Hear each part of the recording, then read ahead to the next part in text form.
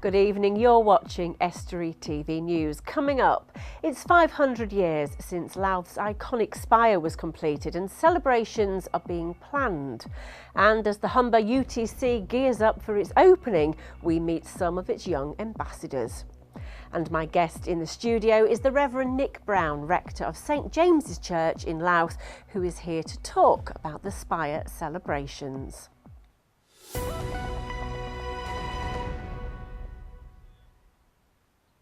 Welcome to Estuary TV News. I'm Emma Lingard, but first it's over to James Dunn for the news headlines.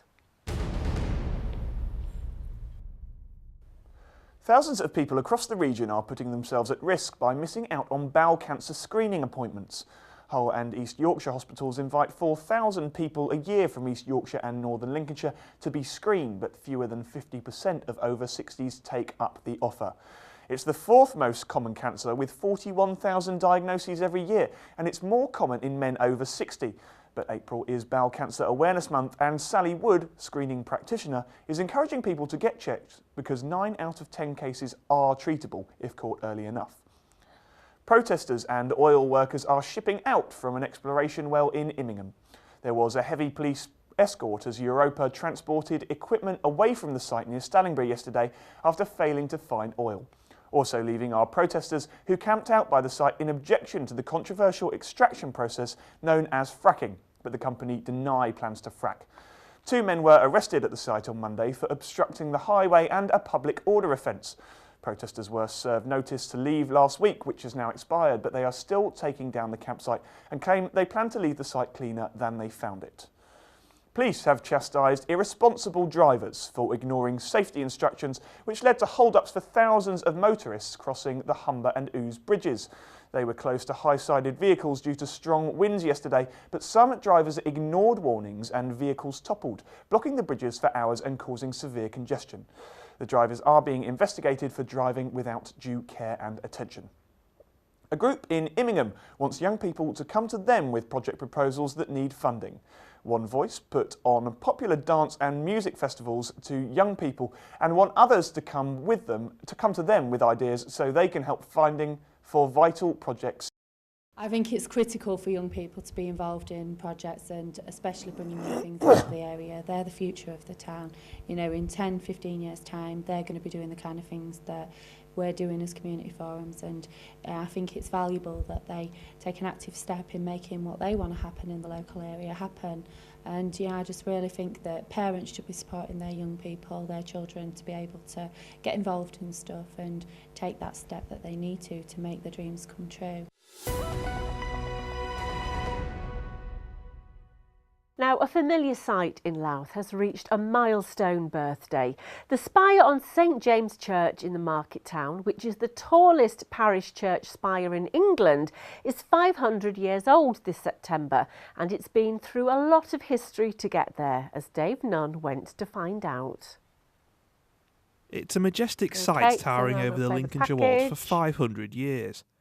The spire at St James's Church in Louth and the church itself are celebrating milestone birthdays. Well, it's been a church at the heart of the community here for well over 1,000 years, and obviously it's quite an achievement to mark the celebrations around the anniversary of the spire being completed 500 years ago. It's a very graceful landmark that identifies the town. There has been a church on the site of St James's for around 1,000 years, and the site has seen a lot of history. The decision to build a spire could come down to the jealousy of the townsfolk of Louth. It's 500 years of the completion of the spire atop. It's the tallest medieval parish spire in England. It has that fame. But the site goes back, we think, to somewhere around 690, when an Anglo-Saxon monastery was founded here. We know the first stone church was built on the site here round about 1170, far too small.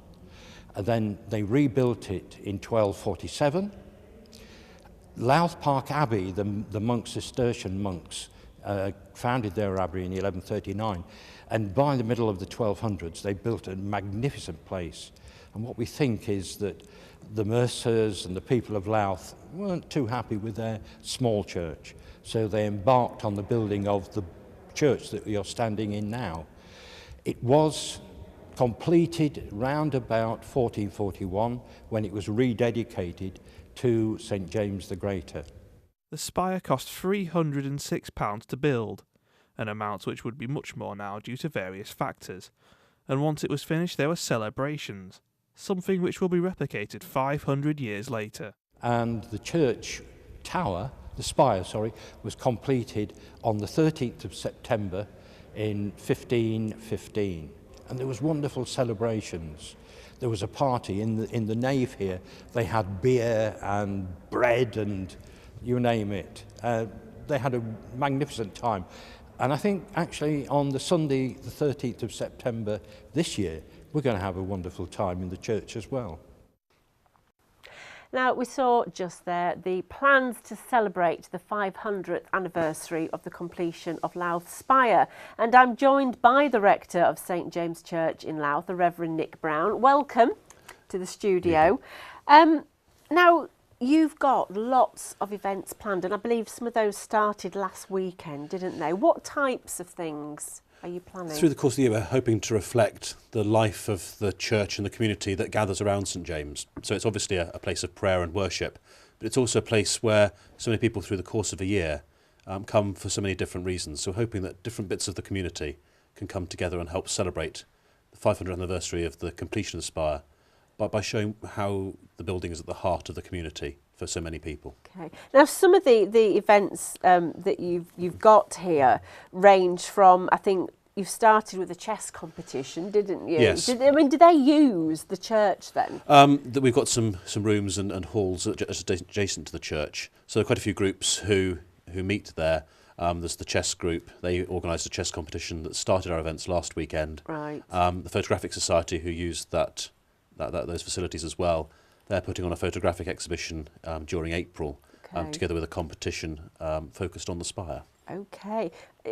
Now, that spire, to talk about that and the reason why this whole event is happening, I mean, it is a magnificent building, isn't it? Yes. I mean, the whole building is wonderful, but the spire is just a very graceful object to crown the building with, really, pointing to heaven, but reminding us that we're here looking up at it.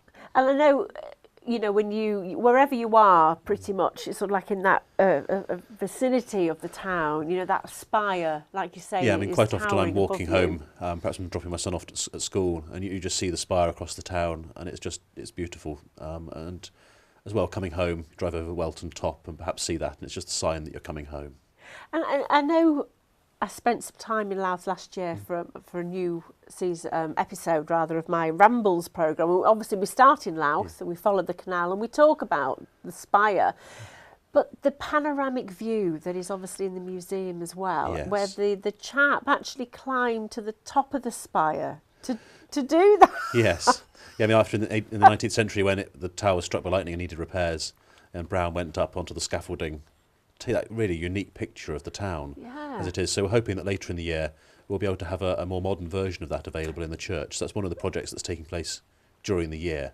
Right. That hopefully in time for the anniversary or just a little bit after will be available for people to see the modern day panorama. But I mean, can you actually go part way? I mean, to be honest, I admit I have never been inside the church at Louth, but can you go up the tower at all to a certain point? Normally in the summer, yes. Right.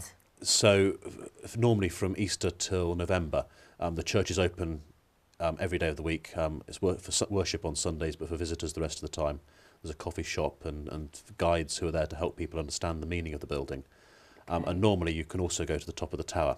But we just had a peregrine falcon decide to set up a nest there. So if it lays eggs, then obviously for the next few weeks people won't be able to. You won't. So there's a bit of sort of pending news perhaps for next week as to whether we end up with a peregrine nest there. That is quite a thing though, to have a peregrine nest. Yes, up so there, that's just added a little bit of something to our celebrations this year. It is, isn't it? Oh well, there's plenty of things going on, and you're not going to go away because we are going to continue talking about these, and we can talk a little bit more about some of those events as well. Time capsules have been buried in all kinds of locations and with all kinds of buildings, and now a new one can be added to the list. The new Humber University Technical College, being built in Scunthorpe, has buried one along with their construction. The student ambassadors representing and advising the school will decide what gets to go in it. Richard Morris explains. The Humber University Technical College, opening this academic year in Scunthorpe, has appointed ambassadors to help with the design and other aspects of the school. The UTC has now designed a time capsule to be buried during the construction of the site. The Mayor of North Lincolnshire gave his reaction. I was just hoping they weren't looking for an old fossil to stick in it, because I would have may well have got voted in for that one, but it's not quite big enough to get me in it. I think the concept is terrific. Obviously, it's not the first time a time capsule has been used in the design build stage of a building, but I think it's really good that it shows generations to come just basically what a snapshot in time of when this building was built, what was happening in the area with individuals, and to be honest, I'm not sure what's going to go in it yet, because again the ambassadors will be deciding that. The ambassadors system is relatively new to school construction and is really helping the process in making the school a reality by September. Well, I think the whole concept is terrific, because it means that even at the design and build stage, the young students are going to have input into the facility that they'll be using, and I've never heard of it before, quite honestly, and I don't know who thought of it, but they deserve a pat on the back, and I think there's a definite win-win there for the developers and also for the students themselves. And the ambassadors tell Estuary TV why they're so keen to be involved. It was a good opportunity to be part of the college, and it's a good pathway into the college and to be in a high role at the Humberside UTC. So it's good. It feels good to be like dictating what's happening at the college, like the menus, the uniform, and everything like that. Well, I think it's a great way to influence the school. I mean, if you want to be part and change the way that the school is run, then you need to be part of the team. So I think it's a great opportunity to be able to influence the school with your ideas. It's definitely something for the CV, something for the employers. It shows a characteristic of your personality, which is great. Well, the Reverend Nick Brown is here talking about the celebrations for Inspire 500 in Louth. I mean, the church in Louth has such a rich history, doesn't it? And I imagine its walls have seen so much over the years. If there was a period in the church's history that you could go back to, what do you think it would be? I think there are two possible things that I think would be fascinating to see in Louth. One would be to go back to the period before the Vikings sort of raised and sacked the monastery that was there, to the time of Herefrith and Athelherd, two of our earliest saints. Right. Because their sort of presence is with us still in the building. They prayed there thousands of years ago, and we continue that work that they started. But perhaps not as rector or vicar of Louth. It would also be fascinating to be around the time of the Reformation, right, when the Lincolnshire Rising. Of course, the vicar of Louth ended up being put to death on Tyburn for preaching a bad sermon that started the whole thing. But I think that would be a fascinating time to see what was going on. Perhaps not a pleasurable time. No, I was going to say not a I do mention that my rambles about that what happened during that uprising, because this is it. When you think the fabric of that church has witnessed really so much. It's seen so much of the history of Louth, and the town has sort of grown up around the church. So I think it's soaked up a lot of that story and that history, and you can feel the presence of history sort of lying in the building as you enter it, really. Yeah, it is. Now, I mean, what is it like? I mean, you've been there, was it 2.5 years? 2.5 years now, yes. I mean, what is it like being in charge of what is the country's tallest medieval parish church spire? That's only one part of the job, but I mean, it's a fascinating building and town to be in, and seeing so many different people who are touched by the church's life. Not just those who come to worship in the building, but those who we meet out in the community, the people who are perhaps in need, who we try and help, and those who we celebrate life's journeys through its joys and its sorrows. Yes. It's just a fascinating kaleidoscope, really, of human life that the church sees. It is. And I know you mentioned earlier, the part of these Inspire 500 events are focused around the community. Yes. And I know you've got quite a few concerts coming up yes, as well, I mean, the haven't building's fantastic for music. It's got wonderful acoustic. So we experience that in our worship as well, with the musical tradition the church has. Yeah. But also we host a number of concerts through the year. The Louth Chamber Choir, the Choral Society, the Male Voice Choir, they're all contributing to part of the activities in the year. And then on the celebration weekend itself, our own choir will be leading the music at services on the 13th of September, when we welcome the Bishop of Grimsby. And hopefully the evening will end up, as long as the weather plays ball, with a bit of a party out on the street, followed by fireworks from the spire. I mean, it is. It's a brilliant thing to do. I mean, how long, really, has this been in the planning? I suppose in detail about a year or so. Right, yeah. Because it was an aspiration before that, but there's been a lot of hard work that's gone on with a few people at the real heart of it, including one of our people was church warden when we had the idea, Robert Haynes, who's put in so much time and effort into drawing together all these very different strands from across the community to help celebrate it. Because this is it, the church is still at the heart of that market town, isn't it? It still plays a very important role. Yeah, I mean, I think it's physically at the heart, and I hope spiritually, and for many people in their lives as well. Yes, yeah. And, you know, looking at some of these events, you've got some fabulous things. You know, various concerts. And there's one that you've got in September, the dinner in the nave. Yes, there's a group, the Friends of St James, who help immensely by doing fundraising events through the year, because obviously a building like St James takes a lot of maintaining and keeping in good order. They're a group who raise funds specifically for the fabric of the church, have a number of fundraising events through the year and help with some of the costs of maintaining and repairing the church. Dinner in the Nave is just a fantastic event where we down the whole of the nave put tables and have a very large dinner party, really. Brilliant. Well, it sounds great, and I hope to come along to some of these. Thank you very much for talking today. And obviously, those events are happening from now all the way up to the anniversary weekend, which is the 12th and 13th of September. Thank you.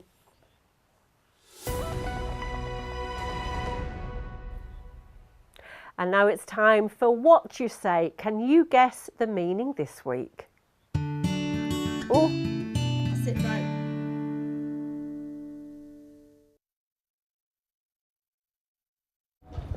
Bush hog. You've caught me on a good day today. No, I can't. No. Well, you got me there. Push hog, never heard of it. It's just a push bike. No, there's funny names where they come from.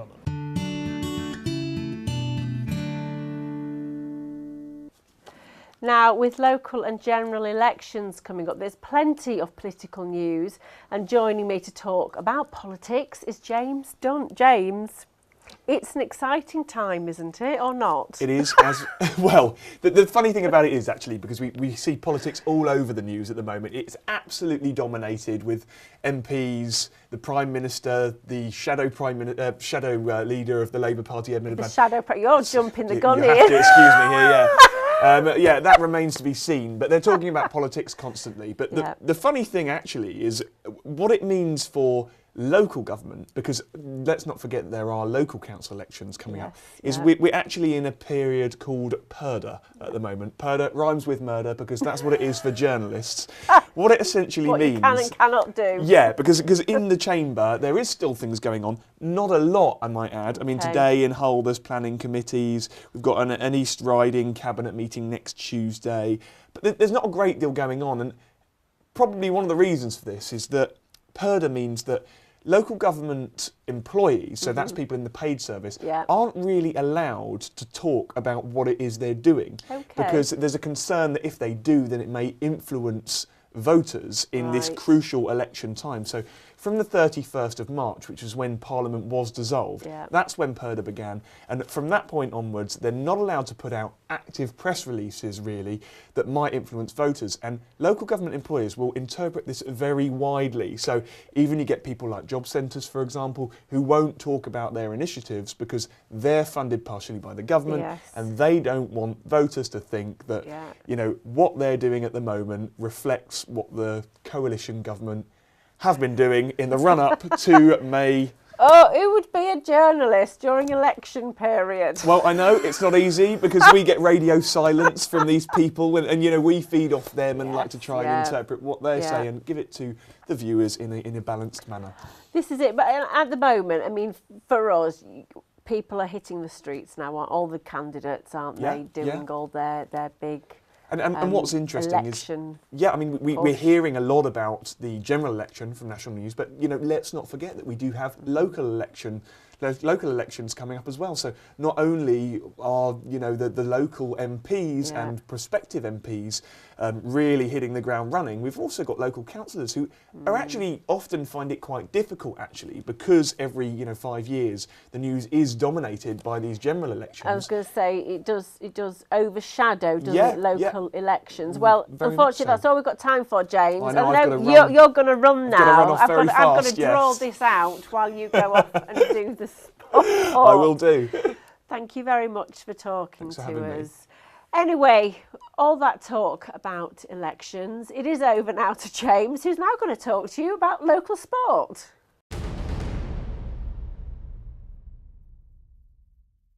Hull KR have signed towering Australian prop Dane Tills from Canberra Raiders in a 2.5-year deal that will bolster their front row.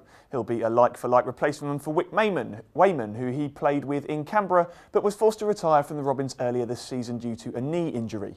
At 6'7" and weighing in at 17 stone, he'll add power, and at 30 years old with more than 200 NRL caps, he says he's experienced enough to adapt to the Super League.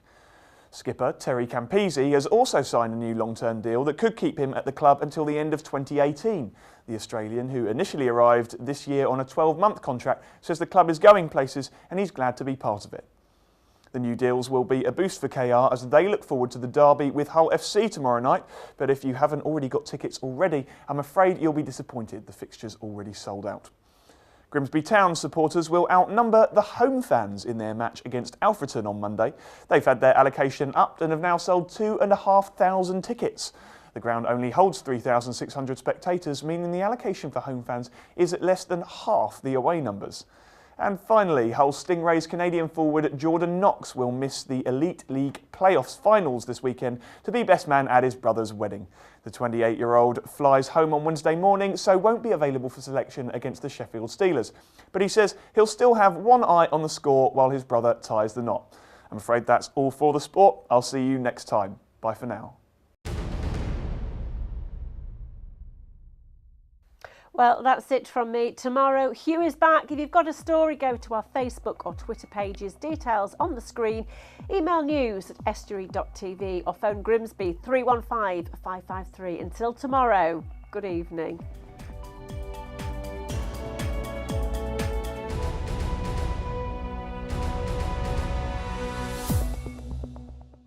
Estuary TV's weather, sponsored by Hornsby's, celebrating 100 years in buses.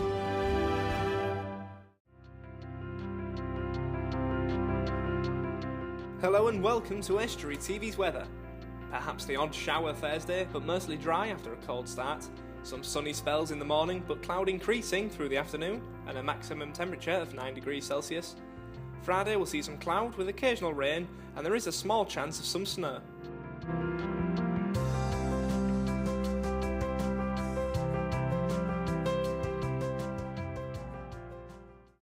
Estuary TV's weather, sponsored by Hornsby's, celebrating 100 years in buses.